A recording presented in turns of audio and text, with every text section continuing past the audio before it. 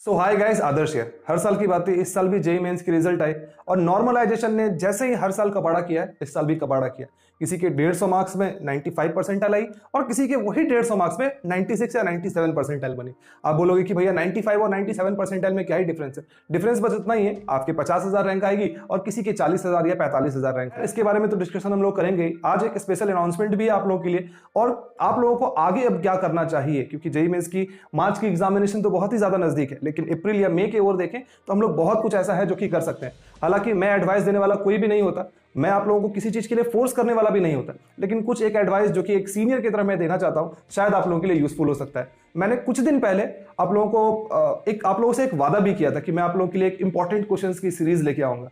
पता नहीं कितने सारे बच्चे तभी इंटरेस्टेड थे, नहीं इंटरेस्टेड थे, समझ नहीं आ रहा था। मैं आज उस वीडियो को खोल के देख रहा था, तकरीबन 70-80 हजार उसमें लोगों ने उस वीडियो को देखा, इंटरेस्टेड उस वीडियो में है भी कि भैया आप एक इंपॉर्टेंट क्वेश्चंस की सीरीज लेके आओ। कल से यानी कि 11 मार्च से मैं एक आप लोगों के लिए इंपॉर्टेंट क्वेश्चंस की, मैथमेटिक्स की खास करके एक सीरीज लेके आने वाला हूं। आप लोगों को करना कुछ नहीं, एकदम फ्री ऑफ कॉस्ट एक सीरीज होने वाली है।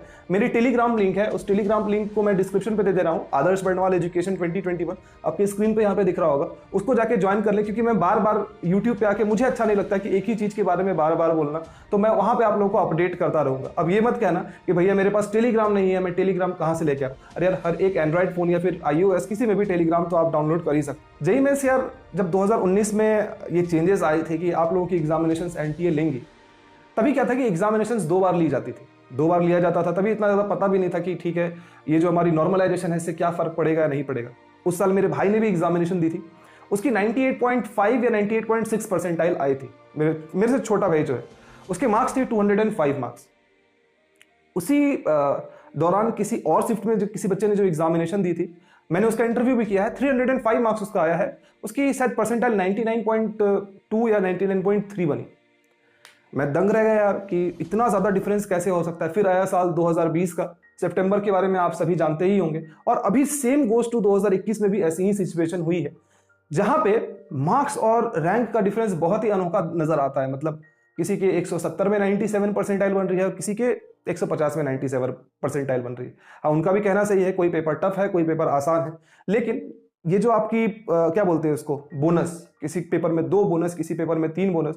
और याद रखना, जिस पेपर में जितना ज्यादा बोनस होता है उतना ही नुकसान है किसको, उनको जिन बच्चों ने उस क्वेश्चन के ऊपर ज्यादा दिमाग लगाया, टाइम लगाया और टाइम खोटा गया, और कहीं ना कहीं अगला क्वेश्चन भी हो सकता है कि उसके वजह से गलत हो गया। एक बच्चे ने मुझे पूछा था कि भैया मेरे शिफ्ट में एक भी बोनस नहीं था, मैं बहुत ज्यादा दुखी हूं। मैं उसे बताया कि तुम बहुत ही ज्यादा फॉर्चुनेट हो कि तुम्हारे शिफ्ट में बोनस नहीं है, क्योंकि बोनस जितना ही ज्यादा रहेगा और एरर जितना ही ज्यादा रहेगा, उतने ज्यादा स्कोर करने पे तुम्हारी रैंक उतनी कम हो जाएगी। ये तुम्हारे लिए एक नेगेटिव बात है।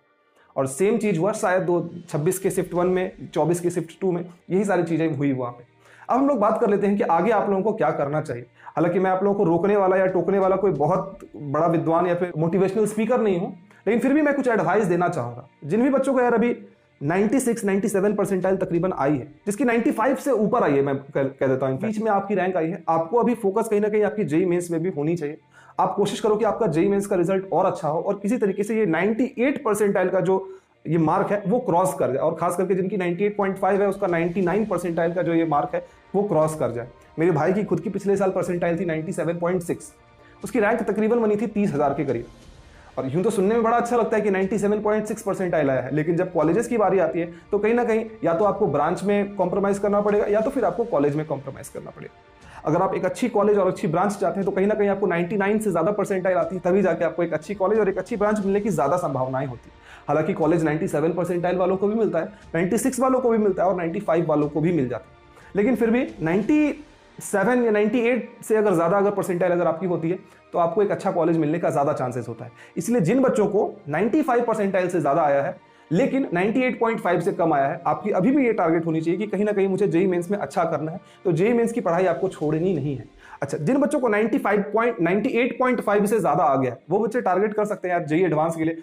फुल फोकस करके एकदम अच्छे तरीके से जेईई एडवांस के लिए फोकस करें, आपकी ज्यादा से ज्यादा चांसेस भी है कि आपकी जेईई एडवांस की एग्जामिनेशन अच्छी जा सकती है। मैं ऐसा नहीं कहूंगा कि जेईई एडवांस की एग्जामिनेशन क्लियर हो ही जाएगी, लेकिन अच्छा जाने की आपकी चांसेस बढ़ जाती है। पिछले साल एक लड़का है, उसका एनडीए भी क्लियर हो गया, रामकृष्ण मिशन का ही लड़का है, उसकी परसेंटाइल थी 99.2, his JEE mains rank was 8000 और उसकी जेईई एडवांस की एग्जामिनेशन क्लियर नहीं हुई। उसने एनडीए भी क्लियर किया, बिटसेट भी क्लियर किया, जेईई मेंस में 8000 रैंक थी उसकी, जेईई एडवांस की एग्जामिनेशन उससे क्रैक नहीं हो पाई, मतलब क्रैक हुई बट रैंक अच्छा नहीं बना, 17-18 हजार के करीब उसकी रैंक बनी।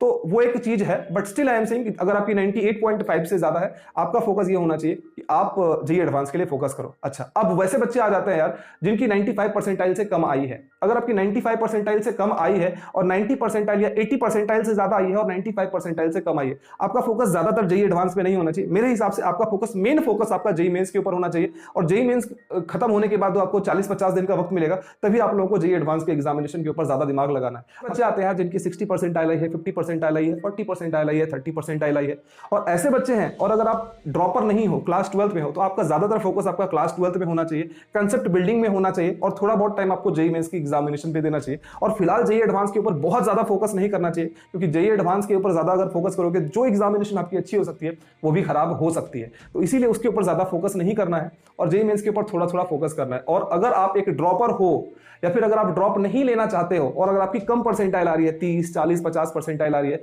आपको कहीं ना कहीं और भी स्टेट बोर्ड की जो एग्जामिनेशन है उसकी भी फॉर्म फिल करने के बारे में सोचना चाहिए, और उसके लिए भी थोड़ी बहुत तैयारी जो वो करनी चाहिए, चाहे वो WBJEE हो जाए, MHT CET हो जाए, VIT हो जाए, बिटसेट की एग्जामिनेशन हो जाए, कॉमेट की एग्जामिनेशन हो जाए, इन सारी चीजों के ऊपर सोचना चाहिए। बात सोच के देखो, ठीक है आपकी 10 या 20 परसेंटाइल आई है, किसी भी रीजन से हो सकता है कि आपका कम परसेंटाइल आया हो, आप आगे चल के डेफिनेटली बहुत अच्छा कर सकते हो, क्योंकि मेरे खुद के भाई की एग्जामिनेशन इतनी खराब गई थी जेईई मेंस की कि उसकी जेईई मेंस में मार्क्स थे 51 और उसने एक साल ड्रॉप लिया और उसकी मार्क्स आई अगले बार 206।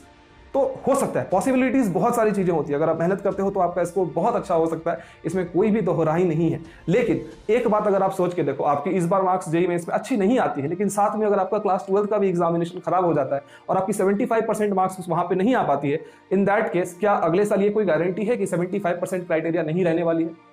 क्योंकि इस साल तो कोविड था, 75% की क्राइटेरिया हटा दी गई, और अगले साल अगर 75% की क्राइटेरिया नहीं हटती है, इन दैट केस आप बताओ क्या करोगे? आप तो बुरा ही फंस जाओगे ना।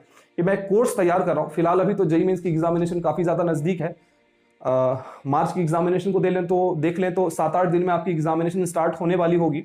तो तब तक क्लियर अब हम लोग एक काम कर सकते हैं कि हर एक चैप्टर की मोस्ट इंपॉर्टेंट क्वेश्चंस जो है उसे हम लोग कर सकते हैं, और साथ ही साथ उसकी छोटी छोटी कंसेप्ट को भी 1-1.5 घंटे की डेली क्लास लेंगे हम लोग 8-9 बजे के करीब, और हम लोग उन सारे इंपॉर्टेंट क्वेश्चंस को करने की कोशिश करेंगे। इसके लिए ज्यादा कुछ आपको करना नहीं है, एकदम फ्री ऑफ कॉस्ट है सारी चीजें।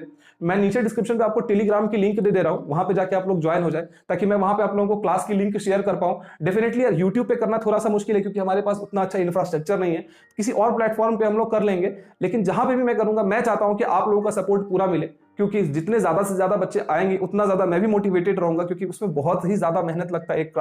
एक घंटे की क्लास आपको नजर आती है, उस 1 घंटे की क्लास को तैयार करने में शायद 3, 4 या 5 घंटे का भी वक्त चला जाता है कभी कभी। तो मैं चाहता हूं कि जो भी क्लास हो तैयार, उसमें आप लोग इतना ज्यादा सपोर्ट करें, इतना ज्यादा आप लोग सपोर्ट करें कि मैं 1 घंटा नहीं, आप लोग के लिए दिन में 2 घंटे या 3 घंटे या 4 घंटे का भी क्लास शेड्यूल करूं, और आपकी जेईई मेंस की एग्जामिनेशन कितनी भी आपकी खराब प्रिपरेशन हो, मुझे उससे कोई मतलब नहीं है। मैं जितनी चीज आपको कराने वाला हूं, उससे आपकी जेईई मेंस की एग्जामिनेशन पे, या फिर जो आप जेईई मेंस की एग्जामिनेशन में बैठोगे उसमें 4 चांद लग सकता है, या फिर कहीं ना कहीं आप एक अच्छे सिचुएशन पे रहोगे जब आप एग्जामिनेशन देने के लिए जाओगे। तो आप लोग सबसे पहले जाके भी टेलीग्राम की लिंक को ज्वाइन कर रहे हैं। मैं आप लोगों को कल से, क्योंकि कल से क्लास हमारी स्टार्ट होने वाली है, तो कल मैं आप लोगों को लिंक शेयर करूंगा, उस लिंक से जाके आप लोगों को क्लास को वहां पे ज्वाइन करना है। लाइव क्लासेस होंगे, आप कोई भी डाउट पूछना चाहो तो डाउट वगैरह भी जो भी हो वो चीजें आप पूछ सकते हैं। और एक बात, किस टाइम पे आप चाहते हो कि मैं क्लास लूं? जैसे कि मैंने अभी शेड्यूल किया है कि 8 बजे शाम से मैं क्लास लूंगा, 9 बजे रात तक, 8 बजे से 9 बजे तक मैं लूंगा। आपके हिसाब से किस टाइम पे मुझे लेना चाहिए? 9 से 10 लेना चाहिए, 8 से 9 लेना चाहिए, 7 से 8 लेना चाहिए? किस टाइम पे आप चाहते हो कि आप क्लास दो, मतलब क्लास आप अटेंड कर सकते हो, वो भी आप मुझे कमेंट करके बता सकते हो।